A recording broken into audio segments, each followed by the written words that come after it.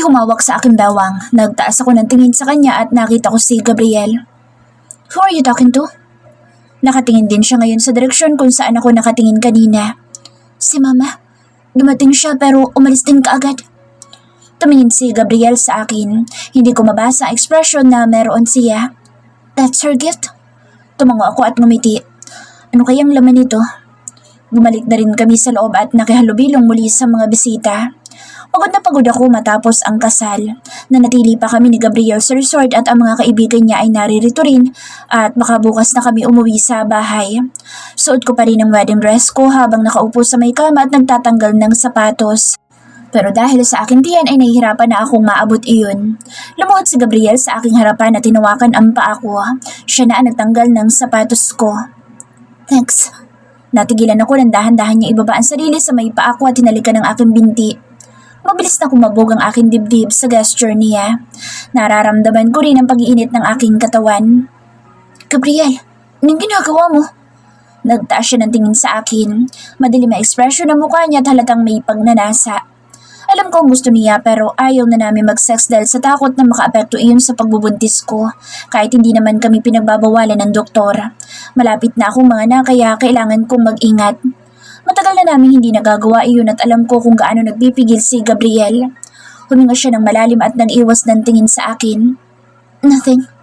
Tumayo si Gabriel at inayos ang sarili. May naiisip ako pero okay kaya iyon? I'll just take a short shower. Hinawakan ko ang kamay ni Gabriel. Tumingin siya sa akin at alam ko na nagtataka siya. Pwede mo bang tanggalin ang wedding dress ko? Hindi ko kasi abot iyong zipper sa likod ko.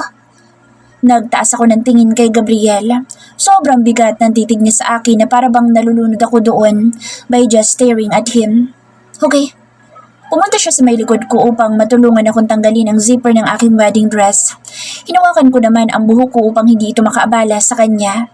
Nang matanggal niya ang kawit sa likod ko'y dahan-dahan na ibinaba ni Gabriel ang zipper ng dress. Lalo akong pinag-iinitan ng katawan. Gabriel! Napatalon ako sa gulat nang maramdaman ko ang paghalik niya sa likod ko papunta sa leeg ko. Nagpakawala ko ng mumunting ungol dahil doon. John, I miss you so bad, baby. Hindi siya tumigil at pinaulan ulit ako ng halik. Dahan-dahan ako lumingon sa direksyon niya.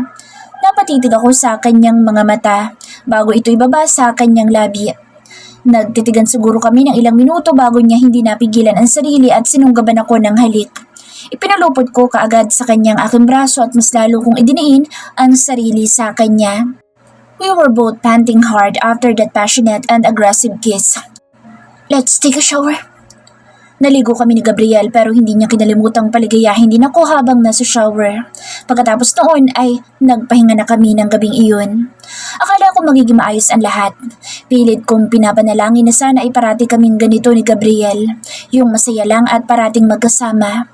Hanggang sa isang araw, nalaman ko na pumayag si Gabriel na bumalik ng SWAT at kailangan niyang mapahiwalay sa amin ng matagal. Hindi ko makakalimutan ang araw na nalaman kong aalis si Gabriel at babalik ng Los Angeles para makipagtulungan sa SWAT. Ikinagulat ko iyon at pakiramdam ko ay hahagulhol ako sa kanya. Marami akong gustong sabihin kagaya na lang na nang matapos niya akong pakasalan ay iiwanan niya ako. Pero hindi ko ginawa o sinabi sa kanya. Mukhang ganoon nga ang nais ni Gabriel. Gusto niya na bago siya umalis, kasal na kami at may pinangahawakan na kaming dalawa. Alam ko na may rason si Gabriel kung bakit niya ito ginawa. Nakausap ko na si Diego noon. Alam ko na para rin sa akin at sa baby namin ang ginagawa niya. I'll come back once I'm done. Ganoon pa man, hindi ko maitatanggi na nalulungkot ako. Kung kailan naman malapit na akong manganak ay saka siya aalis. Babalik ka kapag manganganak na ako? Tanong ko sa kanya. Tumango si Gabriel. I will. I promise. Gumaan ang loob ko sa sinabi ni Gabriel. Alam ko na lahat ng promise niya ay tinutupad niya.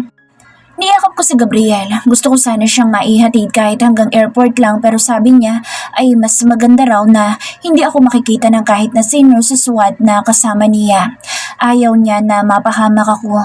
Bukod doon, para mas masiguradong aking kalagayan at hindi mapapahamak, pupunta ako sa lugar kung saan ay hindi ako matutunto ng mga taong gustong manakit sa akin. Maging ang ama daw niya ay hindi alam ang lugar na ito kaya safe ako. Pinanood ko na umalis ang sasakyan ni Gabriel. Kasunod dito ay isa namang sasakyan ang pumarada sa harapan namin. Lumabas doon si Raj. Nakangisi siya sa akin nang tingnan ako. Sinanyasan niya akong pumasok sa loob ng sasakyan. Para ligtas ako makupunta sa lugar kung saan ako mananatili hanggang makabalik si Gabriel, kinausap niya ang mga kaibigan niya. Kasama ni Gabriel halos lahat ng tauhan niya pero naiwan sa akin sina Marvin at ang ilan pa. Bukod pa roon, kung kakailanganin namin na backup ay magpapadala daw ang kaibigan niyang si Kirill. Pinabuksan ako ng pinto ni na Marvin. Umugot ako ng malalim na paghinga bago pumasok doon. Tiningnan kong muli ang bahay. Babalik naman kami dito. Pagbalik namin, 3 na kami. Kasunod yun lang kami, Ayan. Sabi ni na Marvin bago isara ang pinto ng sasakyan. Sa kabilang sasakyan kasi sila at si Raj ang kasama ko dito. Ihatid kita sa company building namin. Sa rooftop nito naghihintay ang helicopter na sasakyan mo papunta sa isla. Hindi ako nagsalita. Iniisip ko pa rin si Gabriel. Sana'y maging maayos siya. Lahat ng kakailanganin mo sa panganganak mo ay ipoprovide sa isla. May ospital pa rin naman doon at civilization.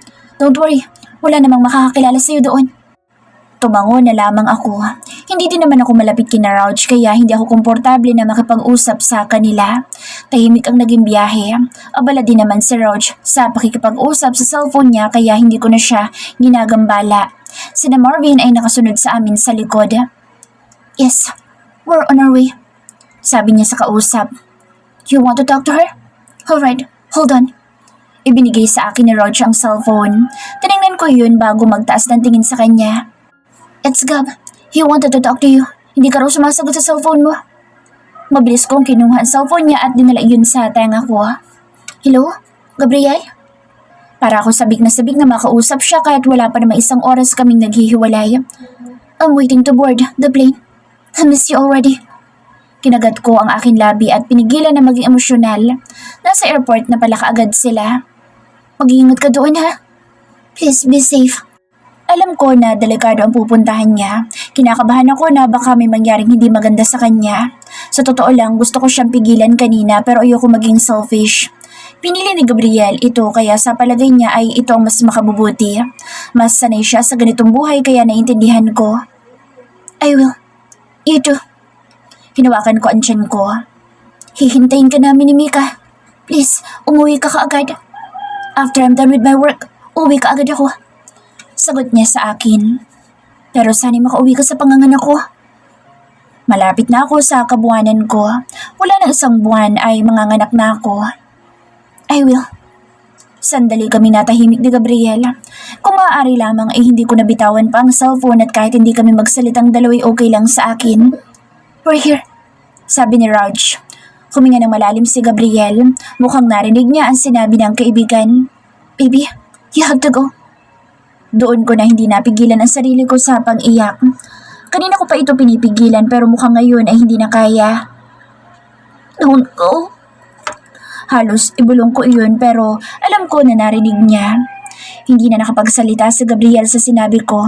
Tanapan ko ang aking bibig at itinago ang paghikbi. You don't want me to go? Is that what you want? Parang tumigil ang oras habang hinihintay na sumagot ako. Kinalma ko ang sarili at kahit sabihin ko na ayoko siyang umalis, alam ko na ito ang nararapat. Ayokong manatiling may takot sa puso ko dahil sa mga gustong saktan ako at ang anak ko. Huminga ako ng malalim. No, you should go. Hindi na muli nagsalita si Gabriel kaya dinagdagan ko ang sinabi ko. Babalik ka naman hindi ba? Mabigat ang naging pagbuntong hininga niya. Ayan, kung sasabihin mo sa akin na huwag akong umalis, hindi ako aalis. Now tell me, you don't want me to go? Napatingin ako kay Raj. Tumaas ang kilay niya sa akin na parabang naririnig niyang pinag-uusapan namin ni Gabriel. Ipinigit ko ang mga mata at tinatagan ng loob. Okay lang, Gabriel. Kakayanin ko. Hihintayin ko na makauwi ka. Alam ko na kung ipipilit ko rin ang gusto ko, ipapahama ko lang ang sarili at si Gabriel. Ayoko mangyari iyon. I don't want to be selfish. Isang sabi ko lang, alam ko na babalik si Gabriel sa tabi ko. Maaaring iyon na ang gusto ko mangyari pero alam ko na hindi iyon ang tamang gawin. Mag-iingat ka, Gabriel. Kailangan ko na umalis. Ayoko man tapusin ang pag-uusap namin, alam ko na kung magtatagal pa ito, ay baka lalo ko lamang pigilan si Gabriel at may mga masabi ako sa kanya. I will see you soon, Ayan. And the baby. I love you. Take care. Pinipigilan ko ang humikbi kaya binlasan ko ang pagpapaalam. I love you. Matapos yun ay tinapos ko na ang tawag at ibinigay kay Rog ang cellphone niya. May tumawag din kaagad kay Rog pero dahil sa pagluha ko ay hindi ko na nagawang lumingon pa sa kanya. Kuya, we're here. Just wait a minute. I think she needs some time. Sandaling minuto lamang naman ang kinailangan ko upang kumalma muli. Are you good to go? Nang mapansin ni Rog na medyo umayos ng pakiramdam ko, itinanong niya ako. Tumango ako sa kanya. Bumukas ang pinto ng backseat at lumabas ako. Sabay-sabay kami pumasok sa loob ng building. Nang makarating kami sa rooftop ng building na iyon, sinalubong kami ng malakas na paghangin dahil sa helicopter. Napatigil ako sandali sa paglalakad. Nang mabawi ang sarili ay sumunod kay Rog. May isang lalaki na katayo sa may helicopter. Matagal pa bago ko mapagtanto kung sino iyon. It's Rox Recalde, kapatid ni Rog at kaibigan din ni Gabriel. Rox will bring you to the island. He's a pilot, so rest assured he can bring you there safe and sound. Hindi na kami nag-aksaya ng oras. Sumakay na ako sa helicopter. Si Rog daw ay hindi nasasama sa amin. Sina Marvin ay kasama ko sa loob ng helicopter. Nang makaayos ang lahat, pinalipad na ni Rox ang helicopter. Nakatingin lang ako sa maliit na bintana. Hindi pa nagtatagal sa biyahe ay hinila na rin ako ng antok. Nang magising ako ay nasa isla na kami. Bumaba na sina Marvin at sumunod ako sa kanila. Sa hindi kalayuan ay may rest house. Doon ka magstay, Ayan. Sabi ni Rox. Lumapit siya sa akin at tinanggal ang shades niya. Tumingin ako sa bahay at tumango. May bayan na malapit dito. 10 minutes ko lalakarin mo at ilang minuto lang naman kung may sasakyan. Gabriel made sure that everything was perfect for your comfort. Walang nakakaalam na may property siya dito. So, I don't think anyone will attack you. Nakinig lang ako sa sinasabi ni Rox pero hindi nagsasalita. Maganda ang lugar at kung nandito lang si Gabriel ay matutuwa talaga ako at mag-e-enjoy. Puerto Rivas and La Esperanza are a few minutes away by boat. Nandoon sina Kirill. If anything happens and you'll need backup, agad siyang magpapadala. Hindi pa rin ako nagsalita at panay lamang ang pagtango ko. I heard from Rog na nakausap mo si Gabriel kanina. Napatingin ako kay Rox dahil sa pagbanggit niya sa pangalan ni Gabriel. Did you ask him not to leave? Dahan-dahan kong itinango ang aking ulo. I see. I don't usually meddle with my friends' problems. I am just a listener. Hindi ako nagbibigay ng opinion kung hindi kukunin. But I'm glad you let him go. Titig na titig ako kay Rox dahil sa makahulugan niyang sinabi. Akala namin ni Roger pipigilan mo siya. I'm glad you didn't dahil kung ano mang naging desisyon ni Gabriel. Hindi iyon madali sa kanya. Pinag-isipan niyang mabuti at kinalkula. He chose to go to war for you. Gusto niyang maprotektahan ka dahil bukod sa proteksyon na makukuha ninyo, kung totoo nga sa sikatong target nila ngayon ang nasa likod ng lahat ng nangyayari sa iyo, mas maganda nang mawala sila sa landas niyo, hindi ba? Kung kanina ay wala akong balak na magsalita, ngayon ay ibinuka ko ng aking bibig. Naiintindihan ko naman, kaya nga kahit alam ko na mamumulila ako sa kanya, hinayaan ko siya. Alam ko na alam ni Gabriel na mas makabubuti ito para sa amin, and I trust his judgment. Tumango sa Rox sa akin, na akala mo'y sinasang-ayunan ako. Palis na sana ito nang biglang may maalalang sabihin. By the way, bukod sa mga bodyguards mo, may isa ka pa palang makakasama dito. Mas nauna siyang pumunta dito, as per request na rin ni Gabriel. Ha? Sino? Ngumiti na lamang si Rox sa akin at hindi na nagsalita. Nagpaalam na siya sa amin at muling sumakay ng helicopter para makabalik siguro ng Manila. Nagpunta na kami sa rest house. Sobrang presko ng hangin dito sa isla. Wala kang makikitang karatig na bahay at ang susunod na bahay ay nasa malayo pa. Sa likod ng bahay makikita mo ang kagandahan ng beach. Binuksan ni Marvin ang pinto at pumasok naman ako. Pagpasok namin ay may sumalubong sa amin. Siya siguro yun tinutukoy ni Rox na makakasama namin dito sa bahay at hindi ko yun inaasahan. Ayan! Nakangiti siya sa akin at talatang masaya. Habang ako'y gulat na makita siya. Mama, anong ginagawa mo dito? Hindi siyang inaasahan ko makita. Akala ko pa ay alinman kay Nanay Dottie at Crystal. Tinawagan ako ni Gabriel. Hindi ko nga inaasahan na tatawagan niya ako at ipinaliwanag niya sa akin ang mga mangyayari. Tipid na ngumiti si Mama. Sana'y okay lang din sa'yo na nandirito ako. Hindi ko may paliwanag pero masaya naman ako. Sadyang nagulat lang. Maganda na rin sigurong pagkakataon ito para magkaayos kami ni Mama. Sabi ni Gabriel, ay mas maganda nang ako ang makasama mo dahil ma-experience ako sa pagbubuntis. Tumango ako sa kanya. Hindi naman may pagkakaila na mas komportable ako na siya ang naririto. Siguro ay mas magiging maayos na ang lahat. O, yun ang akala ko. Dahil hindi ko akalain kung ano naghihintay sa amin sa isla na iyon habang wala si Gabriel. Panay ang pag-aasikaso sa akin ni Mama.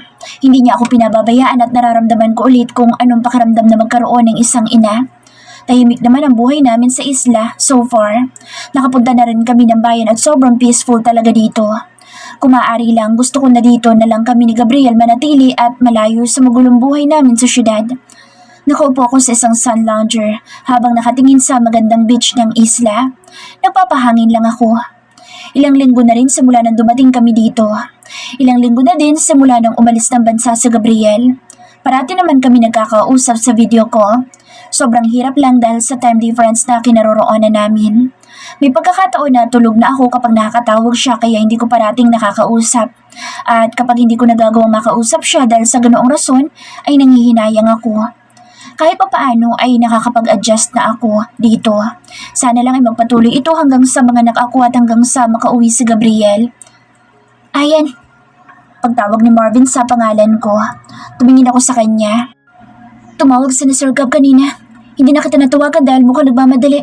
Sinabi niya na uuwi siya next week para maabutan ang panganganak mo. Lumundag sa tuwa ang puso ko dahil sa narinig. Isang malaking pagngiti ang aking ipinakita sa kanya. Talaga? Tumango si Marvin sa akin habang nakangiti rin. Sinabi sa akin ng doktor ko na next week ay kailangan ko na magpa-confine sa ospital para paghandaan ko ang panganganak ko. Papalapit ng papalapit ang araw na iyon at sobra akong na-excite but at the same time ay kinakabahan. Mama! Napapansin ko rin na kahit papaano ay nagiging maayos ng relasyon namin ng aking ina. Bumabawi nga talaga siya at pinupunan ang mga naging pagkukulang. Hindi ko siya lubusang napapatawad at may hinanakit pa rin ako pero nagagawa ko na naman ang buksang muli ang puso sa kanya. Uuwi daw sa Gabriel next week. Hindi ko na itago ang nararamdaman na kasiyahan ko dahil sa natanggap na balita. Nawala na nga sa akin na hindi ko siya nagawang makausap kanina para masabi ang balitang iyon. Ngumiti sa akin si Mama. Magandang balita iyan. Aabot pa siya sa panganganak mo. Tumango ako sa kanya, kaya buong maghapon sa araw na iyon ay good mood ako. May pagkakataon kasi na nagkakaroon pa rin ako ng mood swing at kapag nangyari iyon, sina Marvin ang sumasalo. Pagsapit ng gabi, tinutulungan ko si Mama na magluto. Sinabi niya sa akin na huwag na masyadong magkikilos pero hindi ko mapigilan. Sobrang saya ko pa rin sa balitang uuwi si Gabriel. Napansin ko ang mga kalat sa kusina kaya naisip ko linisin iyon. Hindi naman mabigat kaya tinapon ko na sa basurahan. Napansin ko din na para bang puno ang basurahan kaya kinuha ko ang trash bag at naisip na ilabas na ito para sa mangongolekta ng basura bukas. Karen, lagyan mo nga ng bagong trash bag itong basurahan. Sabi ko nang mapansin si Karen. Sige po miss, ako na rin po sa hawak ninyo.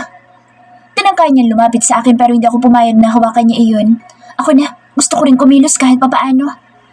Pinabayaan niya ako dahil alam niyang baka magbago lamang din ang mood ko kung ipipilit niya ang gusto niya. Alam ko naman na para sa akin lamang din ang ginagawa nila. Kaya lang kailangan ko din kumilos kahit na papaano. Exercise na rin kasi iyong maituturing. Paglabas ko ay nilagay ko sa tambakan ng basura ang trash bag. Bukas ay maaga din naman itong kukunin ng basurero. Papasok na sana ako sa loob ng bahay nang may mapansin akong tao sa hindi kalayuan. Tumigil ako sa paglalakad at nilingon ang lugar. Napansin ko na wala naman tao roon kaya napaisip ako kung namamalat-mata lang ba ako. Did I really see someone there? Nanatili pa ako sandali at tinitigan ang lugar kung saan ko may napansin na may tao kanina. Pero wala talaga. Tanging paghampas ng alon lamang ang maririnig mo at wala namang tao doon. Huminga ako ng malalim. I am just imagining things, I guess. Natawa ako sa sarili.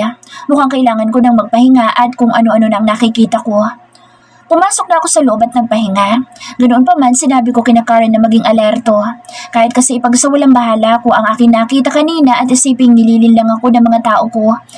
Hindi ko gusto ang bigla ang pagbigat ng nararamdaman. Hindi marami ang bit-bit kong tauhan dahil na rin sa rason na kailangan maging sekreto ang pag-alis ko ng Manila. Kung marami nakakaalam, maaaring kumalat ang impormasyon. Nag-aabang lang din naman sina Kirill kung may biglang hindi magandang mangyayari.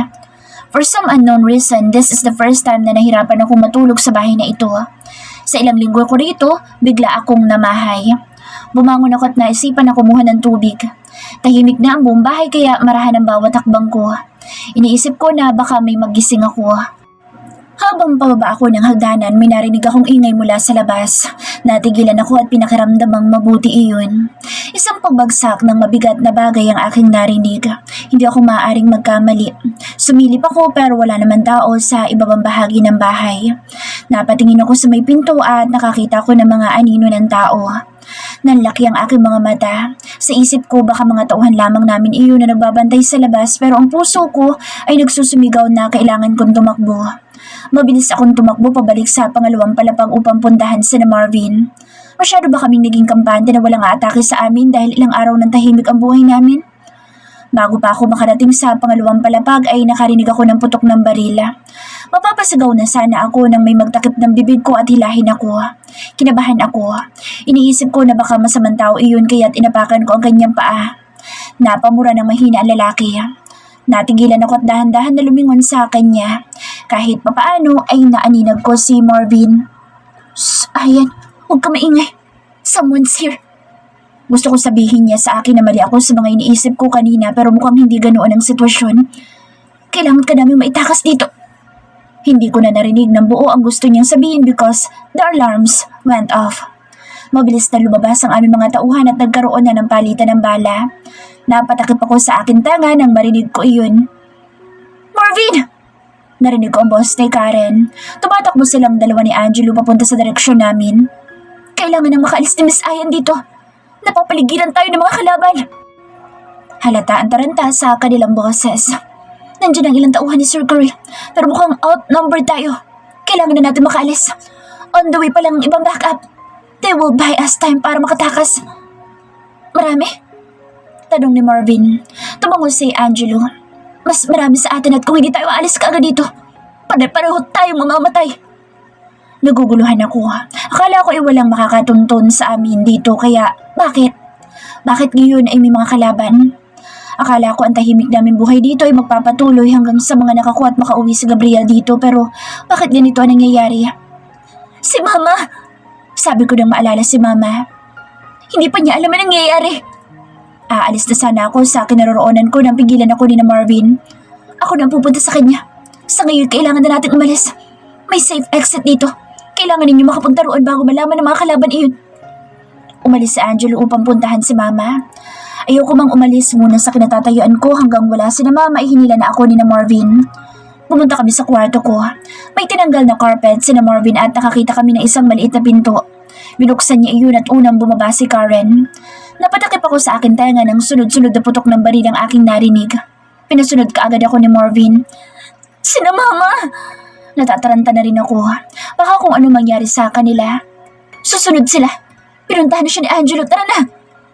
Sumingap ako at hindi ko man gustuhin na umalis. Kinailangan ko pa rin na bumaba sa lagusan.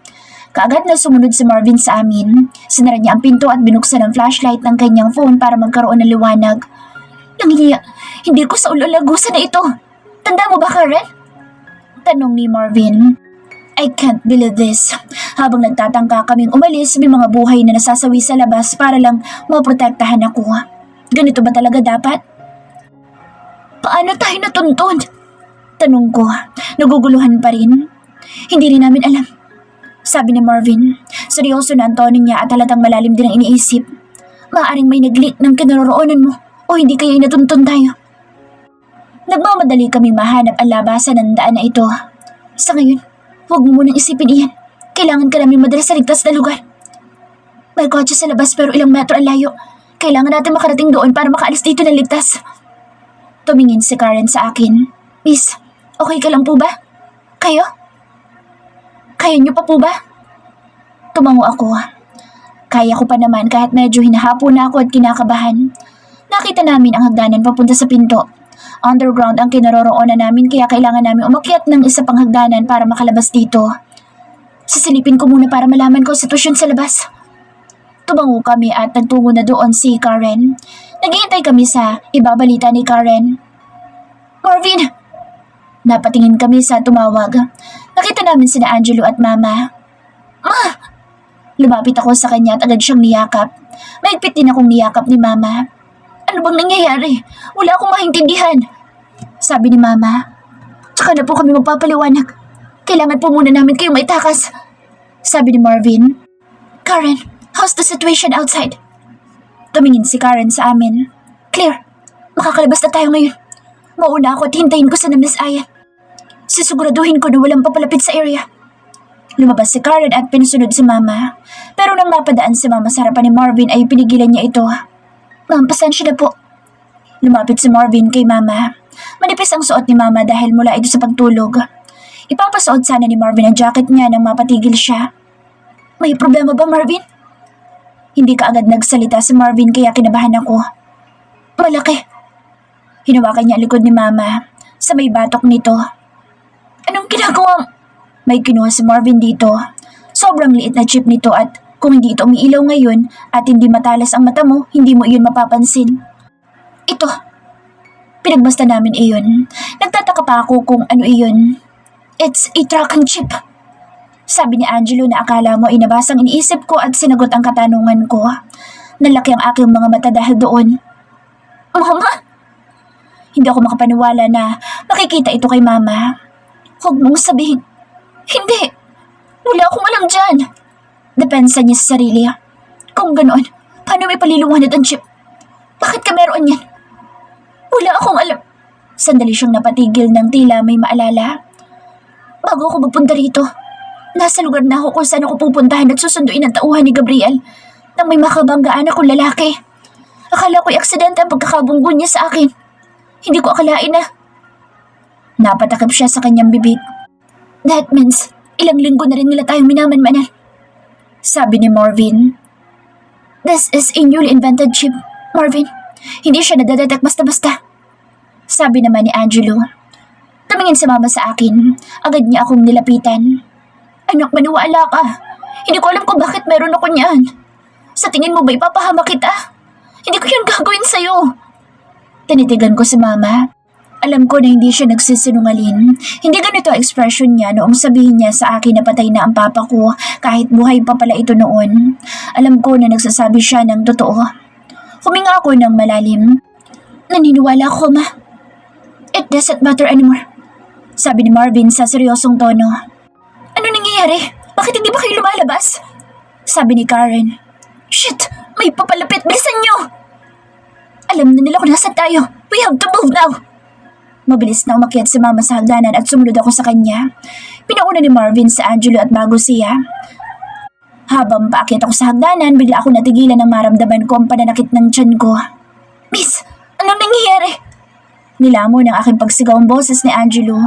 Sobrang sakit ng tiyan ko at tumihilab iyon kaya't hindi ko na napigilang mapasigaw. Ayan! Kasama na ni Karen si Mama at hinihintay ako. Halata ang pag-aalala sa kanyang mga mata. Okay lang ako.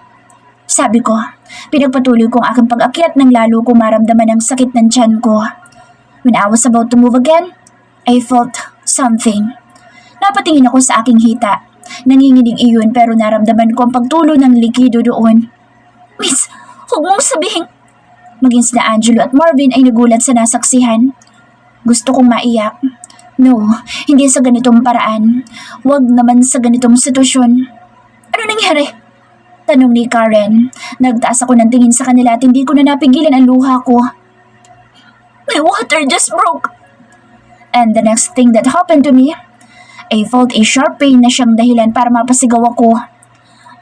Manganak na ako!